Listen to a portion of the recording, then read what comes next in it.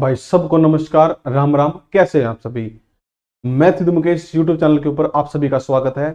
और आज अब आप बात करेंगे भाई हरियाणा सीईटी के बारे में कि क्या सिलेबस है इसका और सिलेबस कितना डिफाइन किया है एचएसएससी ने, कितना मरतब बताया है कि हम के पूछेंगे पेपर में और कितना हमारे समझ में आवा है। वे सारी बात आप डिस्कस करेंगे, प्रैक्टिकल बात करेंगे, मजाक में नहीं लेंगे, बिल्कुल भी सीरियस होकर करते। ठीक है, तो क्या सिलेबस है, एक्स्ट्रा कितने नंबर मिलेंगे। बहुत सारे बड़का का डाउट है कि भाई 10 नंबर एक्स्ट्रा मिलेंगे या 20 नंबर एक्स्ट्रा मिलेंगे या कितने परसेंट एक्स्ट्रा मिलेंगे, तो उसके बारे में बात करेंगे। और नॉर्मलाइजेशन होगा अगर नहीं होगा इसके बारे में बात करेंगे। किसको फायदा किसको नुकसान, किस बच्चे ने घना फायदा हुआ है, किस बच्चे ने नुकसान हुआ है, मतलब कि पहला किसने होया करता अब किसने फायदा हुआ, उसके बारे में बात करेंगे। और आपके सभी सवालों का जवाब आपको इस वीडियो में मिलेगा। Very very good. और ये सारी वीडियो बनाने से पहले, मतलब इस पूरी वीडियो बनाने से पहले कि सिलेबस क्या है पूरी वीडियो में डिस्कस करेंगे। लेकिन एक सीक्रेट बात है, पहले बताऊं, किसी से मत बताइयो, सारा खुदा होगा। एचएसएससी की बात अभी यकीन करने का कोई मतलब नहीं, यकीन ना करियो, गधे की लात एचएसएससी की बात बराबर है।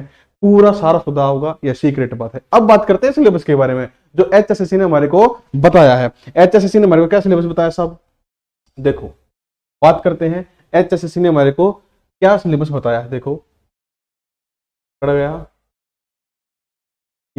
यो एक प्रेम पत्र आया था भाई एचएसएससी की तरफ से, आप सबने देखा होगा, कोई बड़ी बात नहीं है। हाँ सर, हमने देखा था। तो इस प्रेम पत्र के बारे में बात करेंगे कि वो प्रेम पत्र क्या था। एक मिनट जो मैं रंग सेट कर लियो। हाँ अब ठीक है। देखो क्या है, इन्हें आयोग को सामान्य पात्रता परीक्षा के, देखो समझियो भाई, आयोग किसकी बात कर रहा है यहाँ पर, एचएसएससी की बात कर रहा है, हरियाणा स्टाफ सिलेक्शन कमीशन की बात कर रहा है। हरियाणा सरकार ने जारी किया था भाई ये लेटर। ठीक है, ये उसका एक स्क्रीनशॉट है, वो पूरा लेटर तो हमने देख लिया होगा, आज से लगभग 8-10 दिन पहले की बात है वह। तो सामान्य पात्रता परीक्षा के प्रश्नों की संख्या, मतलब कि आपके सामान्य पात्रता परीक्षा बोले तो सीईटी, आपका जो सीईटी का एग्जाम होगा, आपका जो सीईटी का एग्जाम होगा, उस एग्जाम के अंदर प्रश्नों की संख्या क्या होगी, ये बात, प्रति प्रश्न अंक, एक प्रश्न कितने अंक का होगा यह बात, तथा काल अवधि को निर्धारित करने की स्वतंत्रता, मतलब के काल अवधि बोले तो पेपर कितनी देर का होगा, पेपर कितनी देर का होगा तो थारा लिया जाएगा सीईटी का, उसकी स्वतंत्रता होगी। किसको होगी, आयोग को। Very good. तो एक छोटा सा सवाल मेरा, इससे पहले स्वतंत्रता किसको थी, किसी और को थी, आयोग को ही थी। तो आयोग तक स्वतंत्रता थी, अब भी आयोग तक स्वतंत्रता है, क्या फर्क पड़े, कोई बात नहीं, सेम बात, ठीक हो गया। अच्छा, पद हेतु चयन के संबंध में अंकों की योजना नीचे दिए गए ब्यौरे अनुसार होगी। तो कहने का मतलब है आपका सिलेबस इस प्रकार हो, सिलेबस दे रखा है। तो कैसे होगा, देखो सबसे बात, क्रम 1-2 सामान्य पात्रता परीक्षा, मतलब के CET common entrance test, CET जो होगा वो 95% अंकों पर होगा। अब यहां पर बहुत सारे बालक इस बात में कंफ्यूज हो रहे हैं कि 95 नंबर का पेपर आएगा। बहुत सारे बालक इस बात में कंफ्यूज हो रहे हैं कि 95 नंबर का पेपर आएगा। बिल्कुल नहीं, जरूर देखो, बिल्कुल नहीं का मतलब नहीं कि 95 का कौन नहीं आवे, आज का है 95 का नंबर का पेपर, लेकिन वो डिपेंड करे कि एचएसएससी कितने नंबर आपको देना चाहती है। मतलब कि अगर एचएसएससी चाहती है कि हम 100 नंबर में से बच्चों का सिलेक्शन करें, तो 100 नंबर का 95%, मतलब कि 95 नंबर का पेपर आओगा। बस भाई, अगर एचएसएससी चाहे है कि हम 200 नंबरों में से बच्चों का सिलेक्शन कराएंगे, तो 200 का 95%, 200 का 95% कितना हो गया, 190। तो 190 नंबर का पेपर आओगा। बात समझ भाई, क्लियर है। ये प्रतिशत है साहब, ये अंक नहीं है। अंक जो एचएसएससी डिसाइड करेगी मैक्सिमम, क्योंकि स्वतंत्रता किसको है, आयोग को है। स्वतंत्रता किसको है, आयोग को है। बात समझ भाई। उसके बाद सामाजिक आर्थिक मानदंड और अनुभव, जिसको आप क्या बोलते हो, सोशो इकोनॉमिक क्राइटेरिया। ठीक है, इसके अंदर 5% अंक जोड़े जाएंगे। मतलब कि टोटल जितने भी अंक होंगे, जैसे कि आपने अभी हाल में पेपर दिए, वहां पर टोटल 100 नंबर का पेपर था, जिसमें से 80 नंबर का तो पेपर हुआ था और 20 नंबर आपको किसके मिल रहे थे, 20 नंबर किसके मिल रहे थे आपको, सोशल इकोनॉमिक क्राइटेरिया के। तो ये जो सोशल इकोनॉमिक क्राइटेरिया के जो नंबर आपको मिल रहे थे 20 नंबर, ये नंबर अब ध्यान से देखिए, अगर पहले तो 100 में से 20% बच्चों को सोशल इकोनॉमिक, मतलब के 20% नंबर जो थे वो सोशल इकोनॉमिक क्राइटेरिया के आधार पर आपको मिल रहे थे। लेकिन अब क्या है, केवल और केवल 5% ही मिलेंगे। तो मैंने थंबनेल में एक बात लिखी थी कि किसको फायदा और किसको नुकसान। तो नुकसान तो उसको भाई जिसका घने एक्स्ट्रा नंबर बने हैं और वो पढ़ाई में कमजोर है या नु मन है हमारे तो एक्स्ट्रा बते रहे, आराम तो सिलेक्शन हो जाएगा, कोई दिक्कत सिलेक्शन हो जाएगा, कोई दिक्कत को नहीं। उनका थोड़ा सा नुकसान हो गया, उनके थोड़े से दिल टूटे हैं, आवाज आई है बहुत दूर तक है, लेकिन यहां पर क्या है फायदा किन को होया, जो मेहनती बच्चा है और उसके पास एक्स्ट्रा नंबर नहीं है। क्योंकि अगर आप ध्यान से देखो, अगर हम एक छोटा सा एग्जांपल ये लेके चलना, मान लो कि भाई 100 नंबर का HSSC चाहे भाई 100 नंबर में से हम पूरा पेपर बनावांगे, तो 100 नंबर में से 95 का तो आपका टेस्ट हो जाएगा, 95 का तो आपका CET हो जाएगा, और केवल 5 नंबर ही एक्स्ट्रा है। मतलब कोई भी बच्चा मैक्सिमम 5 नंबर ही ले पाएगा अगर हम 100 नंबर की बात करा तो, क्योंकि परसेंटेज में है, यह बात आप समझ गए होंगे। तो यहां पर बेनिफिट उन बच्चों का हुआ जो बच्चे पढ़ने में तेज हैं पर एक्स्ट्रा नंबर नहीं है। आपने देखा होगा लिस्ट देखी तुमने, अधिकतर नाम किन बालका के थे, जिनके पास एक्स्ट्रा नंबर थे। तो जिनके पास एक्स्ट्रा नहीं थे और बहुत अच्छा स्कोर किया था वो फेल होगी, बात समझ रहे हो ना। तो यहां पर क्या है, आपको बेनिफिट किन बच्चों को मिलेगा, जो मेहनती बच्चे हैं। और ये एक बहुत ही बढ़िया कदम है भाई HSSC का, मैं मानता हूं कि भाई आपने ये चीज ध्यान में रखी कि भाई 20-20 नंबर ना बांट के, कोई बच्चा 10 नंबर ले रहा है, कोई 15 नंबर ले रहा है, वो चीज ना छोड़ के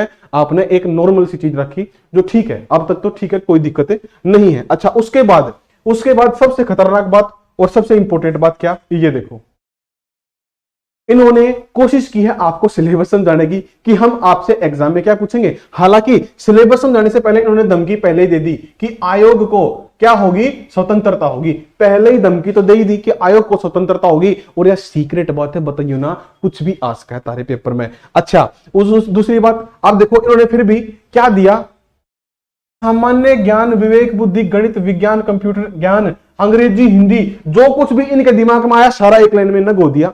उसके बाद में यथा लागू संबंध या अनुसंगत विषय, मतलब जिस विषय के बारे में तारा पेपर होगा बाद में, उससे संबंधित कुछ प्रश्न के लिए 75% अधिमान है। मतलब कि अगर यार बात करा कि जो 95 जो मानो 1 नंबर का एक प्रश्न होगा, मान के चलो एस्टिमेट लगा रहे, क्योंकि छूट किसके पास है, स्वतंत्रता तो आयोग के पास है।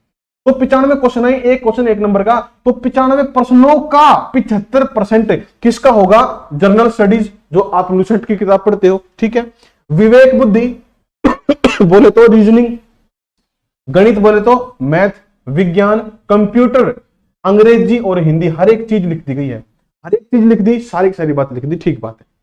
अच्छा, 75%। और उसके बाद क्या बोला, हरियाणा के इतिहास, देखो हरियाणा के इतिहास, मामले, साहित्य, भूगोल, पर्यावरण, संस्कृति इत्यादि के लिए 25% अधिमान, मतलब के 75%, 95 का 75% तो आएगा क्या, ये सारी चीजें। और 95 का कितना, 25%, 25 मतलब के चौथा हिस्सा क्या होगा, हरियाणा जीके आओगी। तो इन्होंने कही तो है भाई कि हरियाणा जीके देवांगे, लेकिन इस बात का बिल्कुल भी कोई भी पक्की बात नहीं है कि हरियाणा जीके देवांगे, कोई पक्की बात नहीं है कि हरियाणा जीके आपके एग्जाम में आओगी। तो मैं तुमने पहले कहूं, तैयारी हर एक रखियो, नु मत सोचियो कि सिर्फ हरियाणा जीके ही करनी है, हर एक सब्जेक्ट पर फोकस करना है, ठीक है। बहुत जल्दी मैं आपके लिए लेकर आऊंगा कि भाई CET की तैयारी कैसे करें CET की तैयारी, उसके ऊपर भी बात करेंगे, लेकिन फिलहाल हम बात करें सिलेबस की। तो ये तो सारी बात होगी। अब बात करते हैं एक और छोटी सी, देखो कि सर नॉर्मलाइजेशन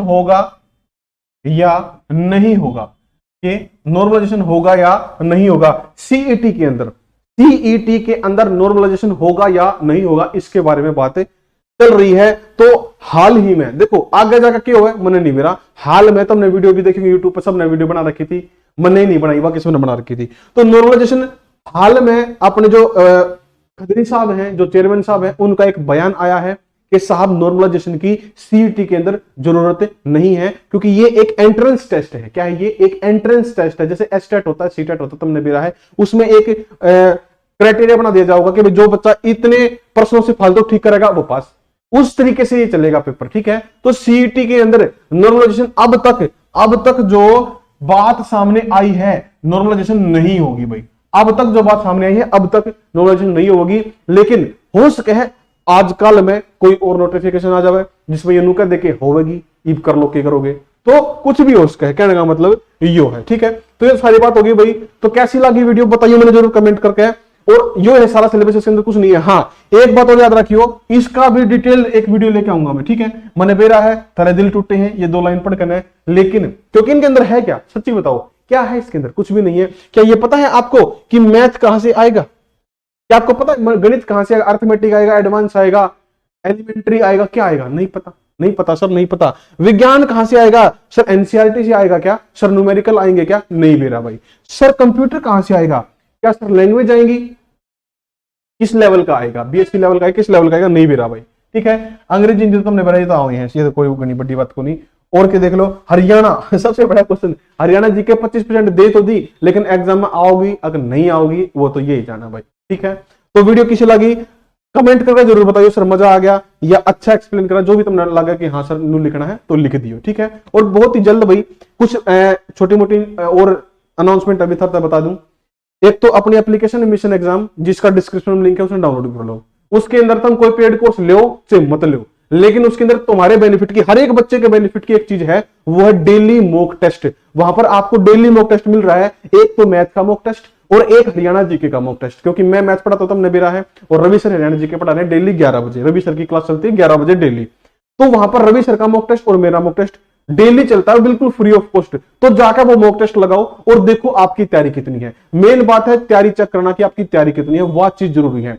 ठीक है, ये सिलेबस तो फिर डिस्कस करते रहोगे, लेकिन पहले अपनी तैयारी को टॉप नॉच तक पहुंचाओ। उसके लिए आपको वो मॉक टेस्ट लगाने जरूरी है, कोई पैसा नहीं उनका, बिल्कुल फ्री ऑफ कॉस्ट है। जाकर डाउनलोड करो और वो एक बार लगा कर देखो। ठीक है, दूसरी बात है एक और आप क्लास शुरू करेंगे भाई। जो मेरी 5 बजे वाली क्लास थी मैथ की, मैं माफी चाहूंगा, दोबारा से कंटिन्यू कराएंगे भाई। बहुत कोशिश करने के बाद भी मैं कंटिन्यू नहीं कर पा रहा, लेकिन बहुत ही जल्द आपको दोबारा से 5 बजे वाली क्लास में हम लाइव दिखेंगे और बहुत ही जबरदस्त तरीके से पढ़ाएंगे। हो सकेगा एक क्रैश कोर्स लेकर आऊंगा तेरे लिए, कोशिश है मेरी एक क्रैश कोर्स लेके आऊं भाई। ठीक है, देखो कंप्लीट कोर्स तो मैं, अब सीधी सी बात है भाई, कंप्लीट कोर्स तो मैं यहां पर पढ़ा सकता नहीं, सही की बात है। हालांकि क्रैश कोर्स भी बहुत बढ़िया लेकर आऊंगे, ऐसा नहीं है लंजू पंजू, एक नंबर का कोर्स लेकर आऊंगे। क्रैश कोर्स कंप्लीट मैथ पढ़ाऊंगे क्रैश कोर्स के हिसाब से, जिसमें कभी कंप्लीट पढ़ना है बेसिक तक 0 लेवल तक, तो मिशन एग्जाम एप्लीकेशन पर कंप्लीट कोर्स है। और वहां पर आप एक कोड लगा देना मुकेश 40, आपको 40% का डिस्काउंट मिल जाएगा। ठीक है ना, वो कोड लगाते आपको डिस्काउंट मिल जाएगा और आपको लगभग 200-250 के आसपास का कोर्स पड़ेगा, कंप्लीट कोर्स, जिसमें अर्थमेटिक एडवांस और भाई थारा एनसीईआरटी सब कुछ कवर है। जो मैंने बताया ना कि मैथ में क्या आएगा हमें नहीं पता, तो सारा चीज करवा रखी है मैंने, सारा चीज कर लो, कुछ भी आवे करते रहिए आराम तक, की दिक्कत है। तो कहने का मतलब यह है जिस बच्चे ने अब तक मिशन एग्जाम एप्लीकेशन को डाउनलोड नहीं करा है, डाउनलोड कर लियो। तो अगले वीडियो में फिर मिलते हैं, तब तक के लिए धन्यवाद।